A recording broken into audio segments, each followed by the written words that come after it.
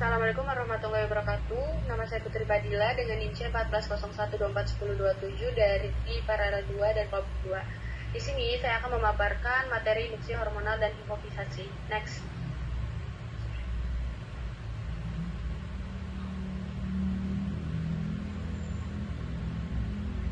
Hormon itu adalah zat kimia dalam tubuh yang diproduksi kelenjar endokrin dan membawa pesan kimia. Nah, induksi hormonal ini digunakan untuk meningkatkan kualitas benih ikan dan bisa menggunakan ovaprin dan HCG untuk mengatur ovulasi dan kematangan gonad. Nah, hipofisis ini adalah untuk menginduksi kematangan gonad, ovulasi, dan spermiasi. Next.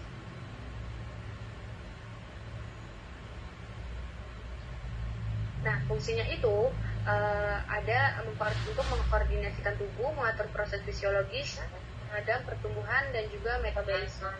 Next.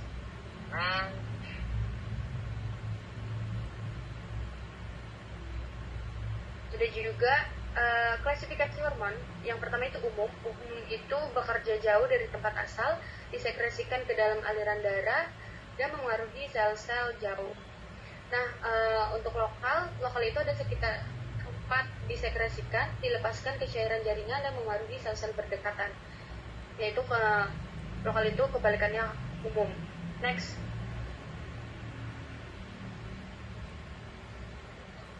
Ini ada kontrol hormon pada reproduksi. Yang pertama itu awal dipengaruhi oleh lingkungan, setelah itu mempengaruhi mata, hipotalamus, GnRH, dan hasil akhirnya itu akan pembentukan telur kuning. Setelah GnRH itu ada pituitari, gonad, dan menghasilkan FSH dan LH. Next.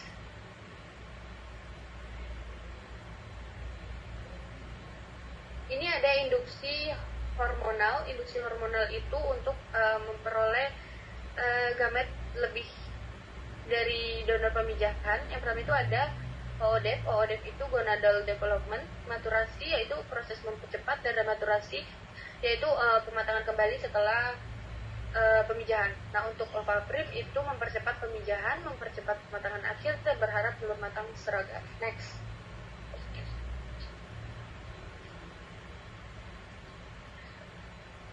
Selanjutnya itu ada hipofisasi. Hipofisasi itu adalah kelenjar endokrin kecil yang ada di dasar otak. Bentuknya itu bulat, putih, ukurannya itu 2-3 mg, biasanya disebut dengan master gland karena bekerja untuk kelenjar hormon lain di tubuh ikan. Next. Donor hipofisa. Donor hipofisa itu ada homoplastik, heteroplastik, dan universal. Homoplastik itu dari spesies ikan yang sama dengan ikan resipien. Heteroplastik itu spesies yang berbeda, dan universal itu dari spesies tertentu yang dapat digunakan untuk berbagai jenis ikan seperti ikan mas, salmon, dan juga lele. Next. Selanjutnya itu ada cara induksi. Cara induksi itu pertama pemotongan kepala, pembelahan kepala, setelah itu pembukaan tengkorak kepala ikan lele, dan pengambilan hipofisa. Ini seharusnya gambarnya itu ikan lele, tapi salah masukin, mohon maaf.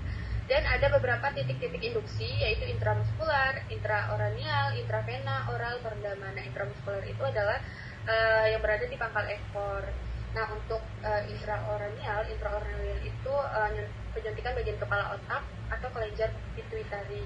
Dan ada juga intravena. Intravena itu pembuluh darah ikan yang berada di seluruh sirip pinggang atau ekor. Dan ada oral. Oral itu melalui pakan kapsul ke dalam mulut ikan. Kelebihannya itu praktis dan tidak menimbulkan stres pada ikan. Selanjutnya itu ada perendaman. Perendaman itu maksudnya itu mencampurkan hormon ke dalam air media. Kelebihannya dapat diberikan pada banyak ikan, tapi kekurangannya itu penyerapan hormonnya itu kurang efektif gitu, kurang merata. Next. Selanjutnya itu ada dosis ikan lele itu 0,5 mg per kilogram, ikan mas 0,6 mili per kilogram, dan ditempatin 0,7 mili per kilogram. Next. Nah, untuk hormon sendiri itu pengecerannya itu 1:3, yaitu larutan fisiologis, dan hipofisa itu perbandingan berat badan ikan 1:1. Untuk kesimpulannya, jadi induksi hormonal